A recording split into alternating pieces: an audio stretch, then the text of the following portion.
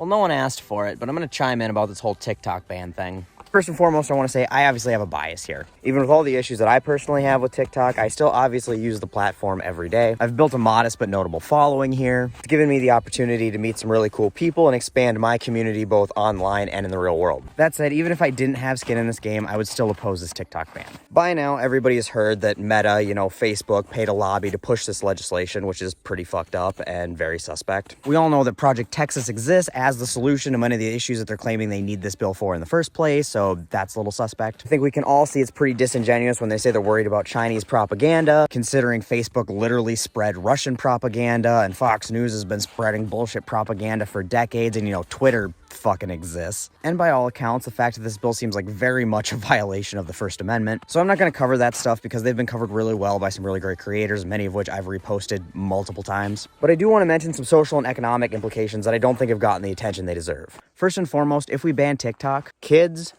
will die. And anybody who helps this legislation pass will have blood on their hands. And here's why. 60% of TikTok's users are Gen Z. A lot of these kids are still in school. They're still figuring out who they are. They're dealing with a lot of issues, from sexual orientation and gender identity to abusive households to breakups to just plain loneliness. A lot of those kids live in places like this where they may not necessarily feel accepted. And this platform gives kids and even adults everywhere the ability to find a community of people who are like them and people who support them. It shows them that even if their shitty state government is trying to outlaw their existence, there's other places that they can look forward to going, and there's other people out there fighting for them and on their side. It gives them the ability to amplify their voice and share their experience and hold people accountable who have harmed them. And losing that, especially after they've had it, people, and kids especially, are going to get depressed and they are going to hurt themselves. Lives will be lost. And those lives lost will be murder by the people who took it away from them. Make no mistake, if you're a legislator or a lobbyer or Mark Zuckerberg who supports this, you will be personally responsible for killing children and some of the most vulnerable people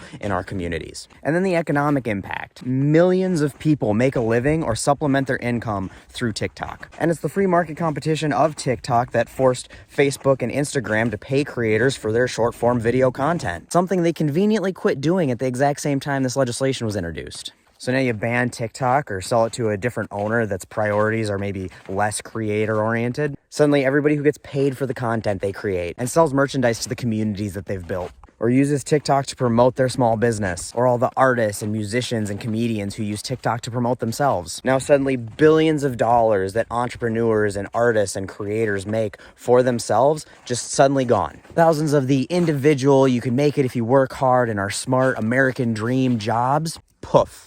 Oh, and then back to my first point about this bill literally killing people. What do you think the emotional impact would be on people who have spent years building a living around this platform and it suddenly just take it away from them because Facebook doesn't like competition? It's not unheard of that when people lose their livelihood and their passion projects, they get pushed over the edge. Now for the silver lining, I'm going to tell you why I'm hopeful.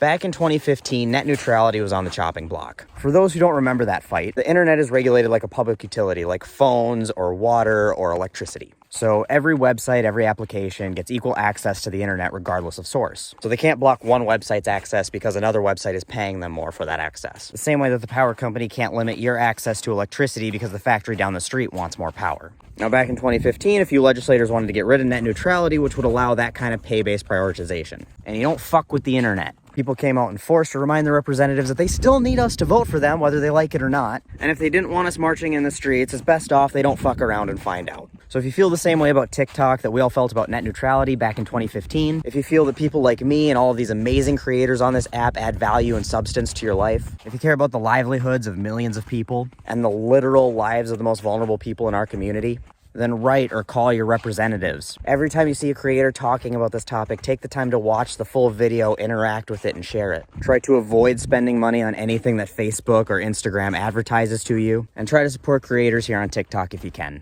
And if you made it this far, thanks for watching the whole thing. I know it's not as entertaining as my normal content, so I appreciate it, and I love you guys.